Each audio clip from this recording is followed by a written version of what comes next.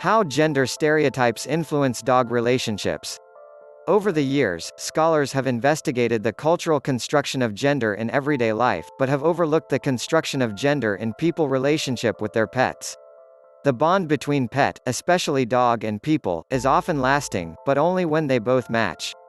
Dog ownership is booming, with a recent statistic in the US showing that more than 89.7 million dogs are owned.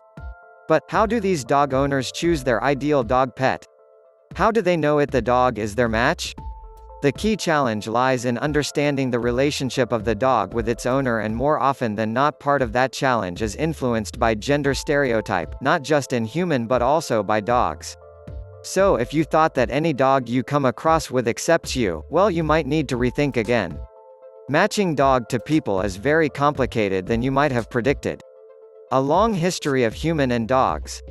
For thousands of years, human and dogs have co-evolved. It is no surprise that almost every part of the world, gender is expressed through dogs or other animals. Of course, in most cases, the expression is negative, but none of the metaphors used have to do with the animal, but how we see them when around them. A recent analysis of gender and dog ownership revealed that people often use dogs as a means to display their own identities. Participants did not only use gender stereotype to select their ideal pet dog, but also to predict the dog behavior as well as personality. Of course, predicting dog behavior is not a good idea, because it is one of the reasons people abandon their pets for shelters. There is not much evidence on the predictive power of behavior assessment, but it is agreed that most of such assessment is informed by the gender expectation and behaviors of those who want to surrender or adopt a pet. Numerous researches indicate that the bond that the primary caregiver and the dog has may have to do with gender. Gender stereotype and relationship with dog.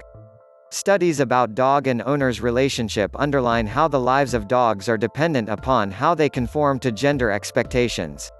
To simply put it, it is not just about you, but also about the dog and how both your genders interact.